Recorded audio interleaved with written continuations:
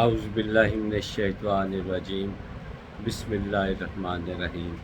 تمام معزز ناظرین اکرام کو میری طرف سے باادب السلام علیکم۔ برائے مہربانی جواب میں وعلیکم السلام بھی کہہ دیجیے کریں۔ میں نے کئی دفعہ کہا ہے کہ یہ اللہ تعالیٰ نے مسلمانوں کو جو تحفے عطا کیے ہیں ان میں سے یہ بھی ایک تحفہ ہے کہ جب دو مسلمان بھائی ملتے ہیں تو دعاؤں کا تبادلہ کرتے ہیں۔ السلام علیکم ورحمۃ اللہ وبرکاتہ، جواب میں وعلیکم السلام ورحمۃ اللہ وبرکاتہ۔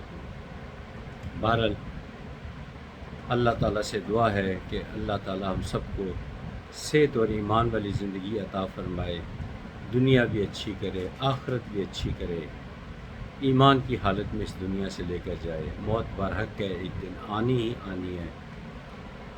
بہرحال اللہ تعالیٰ رحمان، رحیم، کریم، ستار، غفار، ہر چیز اچھی توقع ہمیں اللہ تعالیٰ سے ہے۔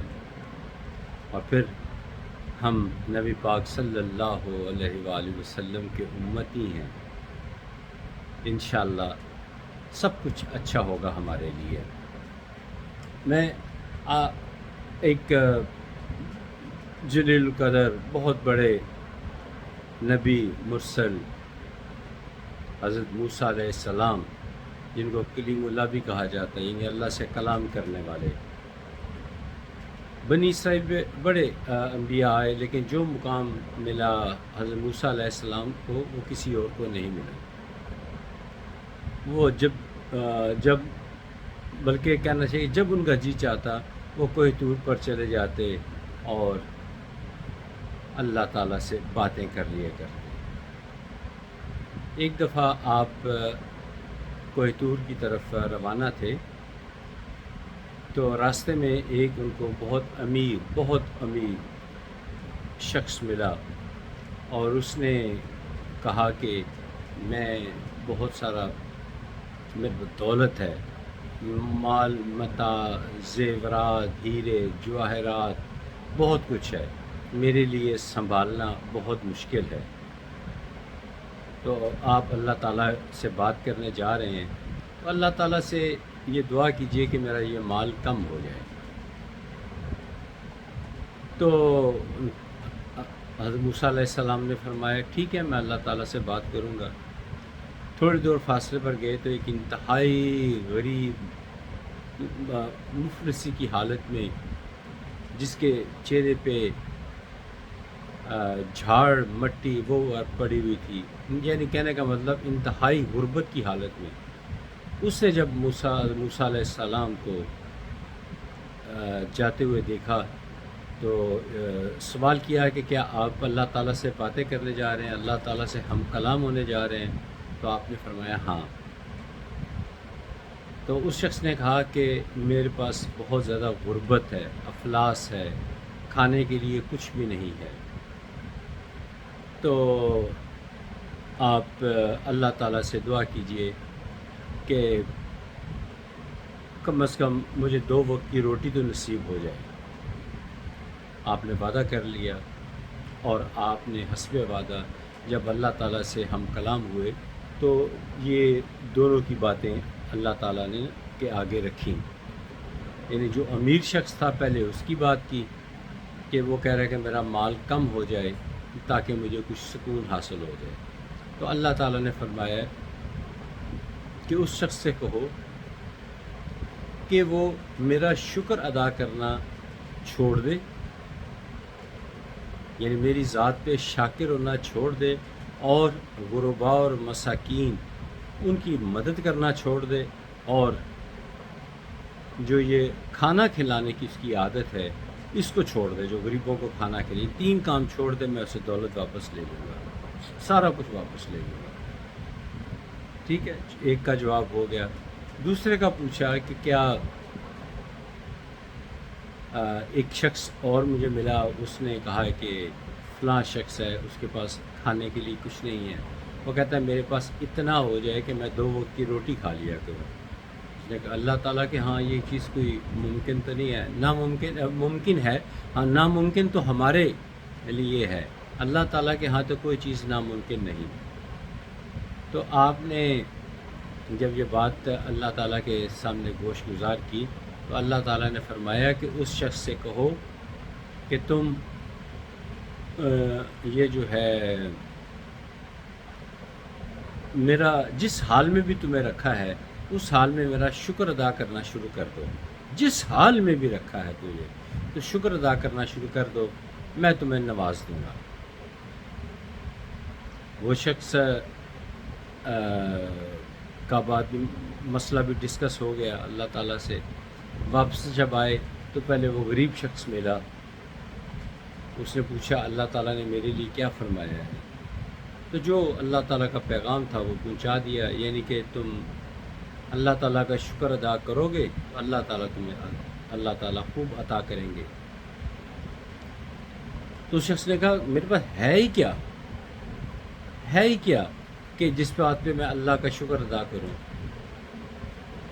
یہ دیکھیں یہ ناشکری ہے. جس کی آنکھیں ہیں یہ بھی اللہ کا کرم ہے. یہ کسی نابینا سے پوچھے, جس کے کان سے سنائی نہیں دیتا ان سے پوچھیں وہ کتنی بڑی نعمت سے محروم ہے. جو ٹانگوں سے معذور ہے وہ چل پھر نہیں سکتا, تو سوچئے وہ کتنا بے بس اور لاچار ہوگا. جو زبان سے بول نہیں سکتا, سونگ نہیں سکتا, تو اللہ تعالیٰ نے کتنی نعمتیں عطا کی ہیں. صرف اللہ تعالیٰ نے یہ فرمایا کہ جو میں نے تجھے عطا کیا ہے اس پہ میرا شکر ادا کر, میں تجھے رزق کی فراوانی کر دوں گا. اس شخص نے انکار کر دیا کہ مجھے تو اللہ تعالیٰ نے کچھ دیا ہی نہیں, میں کیا شکر ادا کروں. یہ ناشکرے کا یہ انجام ہوتا ہے. اور پھر اس کے بعد وہ اس امیر شخص وہ ملا, اس سے پوچھا اللہ تعالیٰ نے میرے لیے کیا فرمایا ہے؟ تو آپ نے اللہ تعالیٰ کا پیغام پہنچایا کہ تم غریبوں کو کھانا کھلانا چھوڑ دو, غریبوں کی مدد کرنا چھوڑ دو, اور میرا شکر ادا کرنا چھوڑ دو, میں تیرے سے دولت واپس لے لوں گا. اس شخص نے کہا یہ ناممکن ہے. وہ اللہ جس نے مجھے اتنا رزق عطا کیا ہے, اتنی آسودگی دی ہے, اتنی خوشیاں دی ہیں, اتنی اولاد دی ہے, اور یہ اتنا کچھ مجھے دنیاوی خوشیاں عطا کی ہیں, اور میں ناشکری کروں, اور میں غریب جو آس لے کر میرے پاس کھانے کے لیے آتے ہیں میں ان کو کھانا نہ کھلاؤں. جو غریب مسکین میرے پاس آتا ہے اور وہ آس لے کر کہ یہ میری مالی مدد کریں گے, تو میں کیا اس کی مالی مدد کرنی چھوڑ دوں, اور کیا میں اللہ کا شکر ادا کرنا شروع کر دوں؟ یہ نہیں ہو سکتا. تو پھر حضرت موسیٰ علیہ السلام نے فرمایا پھر تمہاری دولت نہیں کم ہوگی, اضافہ ہی ہوگا. خیر یہ سارا واقعہ سنانے کا مقصد یہ ہے کہ اللہ تعالیٰ شکر ادا کرنے والوں کو اور اللہ کی راہ میں خرچ کرنے والوں کو اللہ تعالیٰ بہت عطا کرتے ہیں. میں اپنی گفتگو میں کئی دفعہ اس بات کا ذکر کر چکا ہوں کہ میں بہت خوش قسمت انسان ہوں, بڑا ہی خوش قسمت انسان ہوں. جہاں اس کا جتنا شکر ادا کروں تھوڑا ہے. کہاں مجھے 2011 میں لا علاج کر دیا گیا تھا کینسر کی وجہ سے, اور کینسر بھی بہت بڑھ چکا تھا. اللہ تعالیٰ کا شکر, اللہ تعالیٰ کا احسان کہ میں آج سلامت ہوں, تو میں اللہ کا شکر ادا کرتا ہوں. یہ میں کسی لالچ کے لیے نہیں کرتا, میں اس کو اللہ تعالیٰ کا شکر یا یہ ایک نیکی کا کام سمجھ کے کرتا ہوں کہ اللہ تعالیٰ خوش ہو جائے میرے ساتھ. تو ہم سب کو چاہیے کہ ہر حال میں اللہ تعالیٰ کا شکر ادا کریں. اگر کوئی پریشانی آ جائے تو اس نے تو چلے جانا ہے. میں نے تو یہاں تک کہتا ہوں کہ جب کوئی خوشی آئے تو یہ مت سوچیں کہ یہ مستقل رہے گی. جتنی دیر ہے خوب اس کو مستفید ہوں, خوشیوں سے اپنے دل کو خوش رکھیں, اور اگر کوئی پریشانی آئے تو اس کی آنکھوں میں آنکھیں ڈال کر دیکھیں اور مقابلہ کریں. تو اس طرح زندگی پرسکون گزرتی ہے. مشکلات سے گھبرانا نہیں چاہیے, اور خوشیوں کی توقع ہمیشہ نہیں لگا لینی چاہیے. زندگی کو بیلنس رکھنا چاہیے. بہرحال چیریٹی کا کام جاری رکھنا چاہیے, اللہ کی راہ میں خرچ کرنا چاہیے, کوئی اللہ کے نام پہ مانگے، تھوڑی سی تحقیق کر لیں کہ واقعی کوئی ضرورت مند ہے، کوئی آواز دے کہ میں بھوکا ہوں، تو اس کو تو کبھی دیر نہ کریں، اس سے تو عزت آبرو کے ساتھ بجائے دھتکار کر بچا کچا کھانا کہ جو تازہ گھر میں پکا ہوا ہے اس کو کہو کہ یہاں بیٹھو میں تمہیں کھانا کھلا دیتا ہوں۔ اگر بازار میں کوئی شخص ملے آپ کو، اول تو ایسے لوگ بہت کم ملتے ہیں جن کو واقعی بھوک لگی ہو، اگر کوئی کہتا ہے کہ نہیں مجھے بھوک لگی کھانا ہے اور آپ کی جیب میں پیسے ہیں، تو فوری طور پر اسے کہ آؤ بھائی بیٹھ آؤ بھائی میں تمہیں کھانا کھلاتا ہوں۔ اول تو وہ سب بیگرز ہوتے ہیں، بھکاری ہوتے ہیں، تو ان کا مقصد تو پیسہ لینا ہوتا ہے، پیٹ تو ان کا بھرا ہوتا ہے۔ بہرحال آپ اپنا فرض ادا کر دیا کریں کہ بھئی آؤ میں تمہیں کھانا کھلا دیتا ہوں، اور آپ کا فرض ادا ہو گیا، اللہ راضی ہو گیا۔ بہرحال اللہ کا شکر ادا کرتا ہی رہنا چاہیے، غریب مسکین کی مدد کرتے رہنا چاہیے، حتیٰ کہ کوئی پریشان حال نظر آئے تو اس کی دل جوئی بھی کرنی چاہیے۔